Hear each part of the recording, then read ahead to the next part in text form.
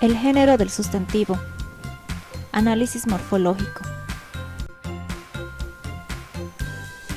El análisis morfológico de la gramática nos sugiere que los nombres o sustantivos se clasifican según su género en masculinos y femeninos. Los nombres de personas y algunos animales forman su femenino derivándolo del masculino de acuerdo con las siguientes reglas. Si el masculino termina en vocal O, esta se sustituye por la vocal A. Por ejemplo, hermano, hermana, Macario, Macaria.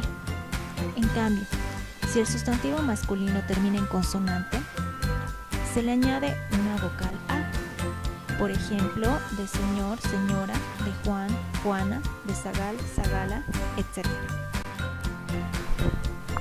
La regla anterior mencionada es muy útil para conformar los femeninos de muchos nombres o sustantivos en español. Sin embargo, existen numerosos nombres o sustantivos denominados casos especiales que siguen otro tipo de reglas, las cuales estudiaremos a continuación. Femeninos irregulares. Los femeninos irregulares tienen radicales que coinciden con el masculino, pero sus terminaciones pueden ser esa, eta, ina, isa o is. Un ejemplo claro puede ser de príncipe, princesa. Por otro lado tenemos los femeninos cuyo radical difiere del masculino.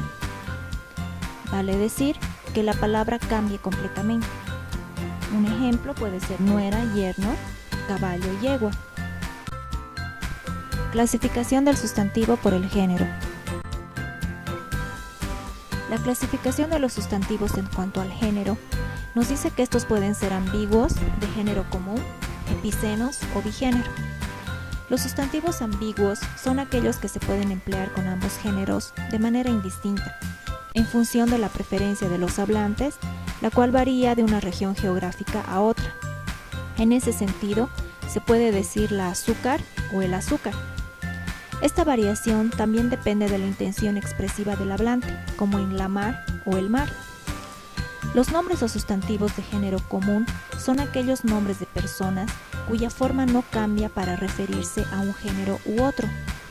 Lo que sí cambia son los determinantes o complementos que lo acompañan, precisando de esta manera el género o sexo de la persona a la que nombra el sustantivo en cuestión. Entonces, cuando queremos referirnos a una mujer, diremos la acróbata, y si es varón, diremos el acróbata.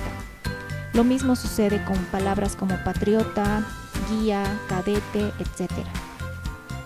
Los nombres epicenos son sustantivos cuyo único género gramatical expresa los dos géneros, es decir, que con el mismo nombre puedo referirme tanto a machos como a hembras de la misma especie.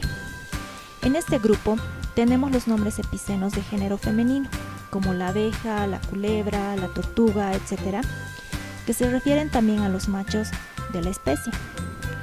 Y los nombres epicenos de género masculino, como el alce, el armadillo o el tigre, que se refieren también a las hembras de cada especie. Por último tenemos los nombres bigénero, que son aquellos cuyo cambio de género implica también un cambio de significado. Como ejemplo tenemos el capital, la capital, que son cosas muy distintas, o la cólera y el cólera. Regla del uso del artículo masculino el en lugar del artículo femenino la. Esta regla se emplea por razones de eufonía en sustantivos que comienzan por A o HA tónicas, puesto que lo que se intenta es impedir un choque de vocales que altere la armonía de la expresión, como en la agua. El empleo de la regla no significa que cambie el género del sustantivo en cuestión, por eso que la misma no se emplea cuando el sustantivo está en plural, como en las aves, puesto que de por medio tenemos el morfema S que impide el choque de las vocales del artículo femenino y del nombre respectivamente. Tampoco se emplea con otros determinantes como esta o aquella, por ejemplo, dado que la última sílaba de estas palabras es átona y no altera la armonía al chocar con una sílaba tónica, como en esta ave. Como es lógico, entonces, la regla tampoco se aplica cuando de por medio se encuentra un adjetivo, por ejemplo en la expresión la hermosa ave, Es en ese sentido que a partir del uso de la regla, del uso de el en lugar de la, es que tenemos que emplear las expresiones como el hada, el área, el hacha o el agua. Antes de olvidarme, quiero mencionar que el uso de la regla anterior es opcional cuando empleamos el artículo indefinido.